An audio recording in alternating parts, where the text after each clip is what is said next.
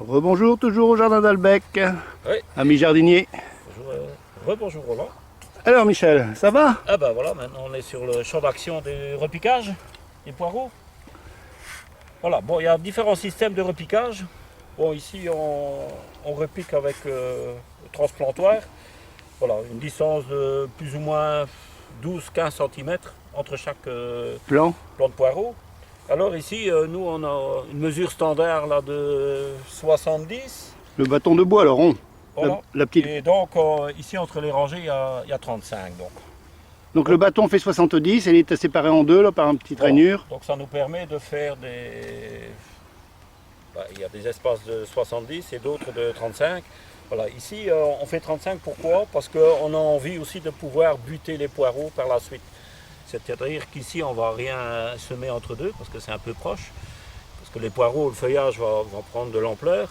Alors ça nous permet de passer un coup de butoir entre deux et ça permet de couvrir un peu les poireaux. Bon, pourquoi? C'est pour avoir plus de blanc. Donc le blanc du poireau est assez recherché parce que c'est un peu plus recherché en cuisine, quoi. Tandis que le vert c'est plus pour les potages, la soupe. Donc. Il y a pourtant plus de vitamines, on dit, dans le vert quand même, non, que dans le blanc. Ouais, ouais, probablement parce que bon, il y a quand même plus de chlorophylle et tout ça, bon, plus d'éléments, mais bon, ça c'est un peu les cuisiniers qui nous ont amenés là-dedans. Hein. Donc, alors, quand on fait une lotte au poireau, ben, c'est le blanc de poireau, quoi. Voilà. Bon voilà, ça c'est un système avec le transplantoir. On peut aussi, il y a des gens qui le font aussi, ils créent une rainure, Un sillon. un sillon, et on dépose les poireaux tels quels comme ça dans le sillon, voilà, comme ça. Et ensuite on recouvre un peu de terre et automatiquement après les poireaux se redressent. D'accord. Une fois qu'ils ont pris racine, voilà. Alors ça permet. Alors il y a bon, des gens qui arrosent aussi, c'est-à-dire que après après avoir planté, on fait, bon, il y a la rigole, et la rigole elle reste, donc ça permet d'arroser, et puis on recouvre encore avec la terre sèche au-dessus. Bon, ça c'est un système que nous on n'applique pas du tout ici. C'est-à-dire qu'on estime qu'il y a suffisamment d'humidité dans le sol pour que le poireau reprenne. Ah bon? Oui. Alors évidemment, nous on a aussi fait en sorte que le terrain est riche mais riche, mais surtout très riche en humus. C'est-à-dire qu'on a apporté beaucoup de déchets végétaux qui amènent l'humus. Donc il y a les pailles, il y a le compost, le fumier, alors tous les autres déchets qu'on laisse sur le sol qui se décomposent et qui se transforment en humus. L'humus stocke l'humidité. C'est-à-dire qu'avec un taux d'humus élevé, on a un taux d'humidité élevé de stockage dans le sol. Donc ça veut dire que le sol restera très malléable et très souple malgré qu'il y a cette présence d'humidité. Par contre, dans une terre où il n'y a pas beaucoup d'humus, ben, dès qu'il y a une grosse pluie, ben, voilà, tout colle fermé. Et alors il faut attendre vraiment que ça se réessuie pour pouvoir y travailler. Et quand c'est trop sec, eh ben, le sol est intravaillable. Ici, c'est jamais le cas. Voilà. Avec ce taux d'humus, il y a aussi un taux d'humidité dans le sol qui est là à disposition pour les légumes. Donc le poireau, quelques jours après le repiquage, il a un peu de misère parce qu'il doit rechercher son humidité. Mais les racines se développent plus loin. Ils vont chercher l'humidité où il se trouve. Ah. Donc il va souffrir moins par la suite. On ne va pas les arroser du tout. Voilà. Bon, si admettons, bon voilà, on arroserait, qu'est-ce qui se passe? On plaque ici tout fermé, parce que ça crée comme un plaquage, le sol est plaqué fermé. Et voilà, une après-midi de soleil, ben, toute l'eau que vous avez mis au matin, ben, pour le soir, tout est évaporé. Et alors en plus c'est collé fermé, et la plante elle est un peu asphyxiée parce qu'il n'y a plus d'échange avec l'atmosphère. Ouais.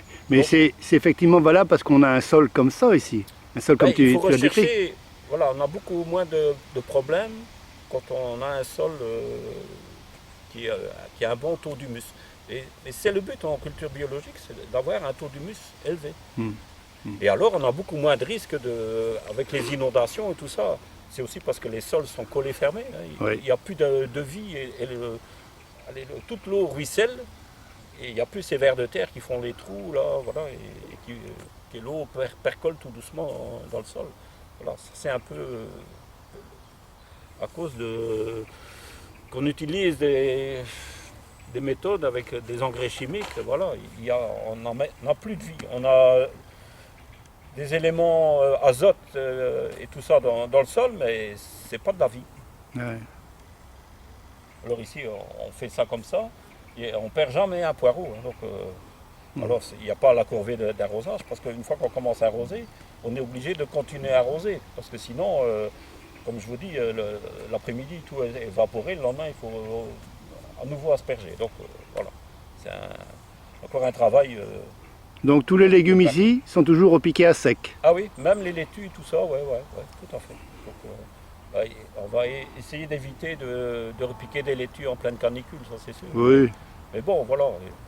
Bon, certains diront, ouais, vous êtes dans le nord, vous avez... la terre est humide. Ouais, mais même dans le midi, avec les paillis, on garde l'humidité dans le sol aussi. Et voilà. Ouais. Et c'est l'objectif, c'est un peu ça. Alors, on en profite aussi pour espacer un peu plus, pour faire des semis entre deux. Donc ici, on a semé par exemple des chicorées scaroles, des endives frisées, des pains de sucre. Donc, c'est des petites portions de plants qui seront repiquées ensuite ailleurs. Donc ça nous permet de semer là. Après ça, on pourrait très bien aussi semer de la salade de blé. Donc ça, c'est une culture qui resterait sur place. Donc ça nous permet de ne pas faire un parc entier de poireaux. Et entre deux, on a une île de pain de sucre. Donc on laissera quelques plants sur place et le reste, on ira le repiquer ailleurs. D'accord. Voilà. Magnifique. C'est reparti.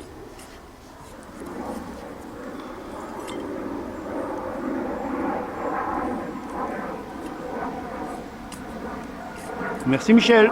Ah, carrément.